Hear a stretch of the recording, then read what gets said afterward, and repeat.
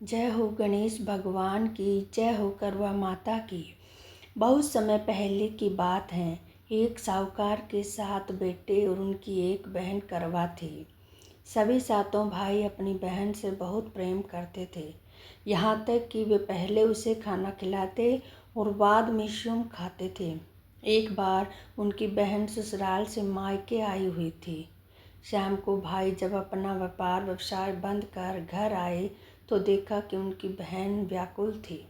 सभी भाई खाना खाने बैठे और अपनी बहन से भी खाने का आग्रह करने लगे, लेकिन बहन ने बताया कि आज करवा चौथ का निर्जला व्रत है और वह खाना सिर्फ चंद्रमा को देखकर, उसे अर्घ देकर ही खा सकती हैं। चंद्रमा अभी तक निकला है, इसलिए भूख प्यास से व्याकुल हो उठी हैं। सबसे छोटे भाई को अपनी बहन की हालत देखी नहीं जाती और वह दूर पीपल के पेड़ पर एक दीपक जलाकर चलने की ओट में रख देता है। दूर से देखने पर ऐसा प्रतीत होता है जैसे चतुर्थी का चांद उदित हो गया हो। इसके बाद भाई अपनी बहन को बताया कि वह चांद निकल आया है, तुम उसे अर्घ देने के बाद भोजन कर सकती हो।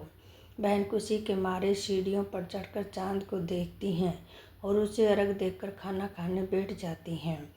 वह पहला टुकड़ा मुंह में डालती हैं तो उसे छींक आ जाती हैं, दूसरा डालती हैं तो उसे बाल निकल आता है और जैसे ही तीसरा टुकड़ा मुंह में डालने की कोशिश करती हैं तो उसके पति की मृत्यु का समाचार उसे मिलता है और वह बौखला जाती हैं और रोने लगती हैं।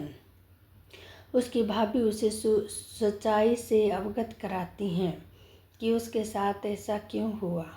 करवा चौथ का व्रत गलत तरीके से टूटने के कारण उसे देवता नाराज हो गए हैं और उन्हें ऐसा किया। सच्चाई जानने के बाद करवा निश्चय करती हैं कि वह अपने पति का अंतिम संस्कार नहीं होने देगी और अपने अस्तित्व से पुण्य जीवन दिला कर रहेगी। वह पूरे 1 साल तक अपने पति के शव के पास बैठी रहती हैं, उसकी देखभाल करती हैं, उसके ऊपर उगने वाली सुई नमक घास को वह एकत्रित करती जाती हैं। 1 साल बाद फिर करवा चौथ का दिन आता है। उसकी सभी भाभियाँ करवा चौथ का व्रत रखती हैं। जब भाभियाँ उसे आशीर्वाद देने आती हैं तो वह प्रत्येक भाभी से यम सुई ले लो, पिया सुई दे दो, मुझे भी अपनी जैसी सुहागन बना दो, ऐसा विनती करती हैं। लेकिन वह हर बार भाभी उसे अगली भाभी का आग्रह करके उसे वहाँ से चली जाती हैं।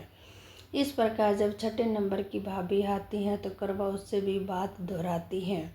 यह भाभी उसे बताती हैं कि चूँकि सबसे छोटे भाई की वजह से उसका व्रत टूटा था, अतः उसकी पत्नी में ही शक्ति है कि वह तुम्हारे पति को दोबारा जीवित कर सकते हैं।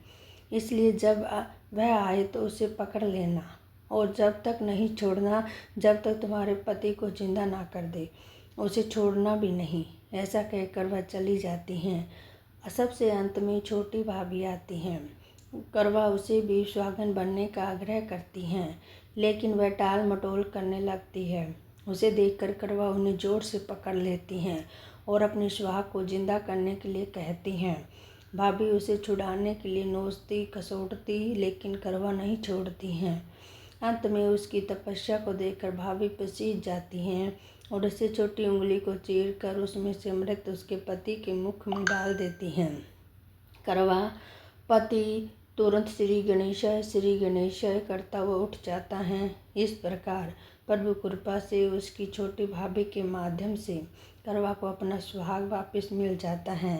हे कृष्ण, हे गणेश भगवान, हे महागौरी माता, हे भोलेनाथ, जिस प्रकार करवा को चीर सुहाग का वरदान आपसे मिला है, वैसे ही सब सुहागनों की रक्षा करना और स्वस्थ रखना। जय हो करवा माता की, जय हो चौथ माता की। अब सुनते हैं विनायक जी की कहानी। गणेश जी की कथा के अनुसार एक बुढ़िया माई थी जो मिट्टी के गणेश की पूजा करती थी। वह रोज मिट्टी के गणेश बनाए और उसे रोज ही गल जाए। एक दिन एक सेठ जी की मकान बन रहा था।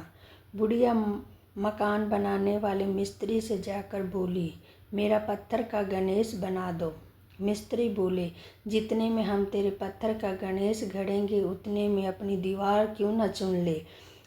बुढ़िया क्रोधित हो गई और उसे बोली, राम करे तुम्हारी दीवार टेढ़ी हो जाए। ऐसा कहते ही उसकी दीवार टेढ़ी हो गई। हम मिस्त्री जब भी दीवार चुने ढा देवे, चीने ढा देवे। इस तरह करते करते शाम हो गई। शाम को जब सेठ जी आए तो उसे बोला, आज कुछ भी काम नहीं किया। तब एक मिस्त्री कहने लगा कि एक बुढ़िया आई थी, यह कहकर कह रही थी, मेरे पत्थर का गणेश गढ़ दो। हमने उनका काम नहीं किया तो उसने कहा तुम्हारी दीवार टेढ़ी हो जाए। जब से दीवार सीधी नहीं बन रही बनते और ढा देते हैं। सेठ ने बुढ़िया माई को बुलवाया। सेठ ने कहा, माई हम तेरे सोने के गणेश गढ़ देंगे, हमारी दीवार सीधी कर दो। सेठ ने बुढ़िया माई को सोने का गणेश गढ़ा दिया और सेठ की दीवार सीधी हो गई। जैसे ही सेठ की दीवार सीधी की वैसे सबकी कन्ना और हंकारा बढ़ता न और कथा सुनता न सबकी झोलियाँ भरना। जय हो गणेश भगवान, जय हो चौथ माता। हरे कृष्णा, राधे राधे।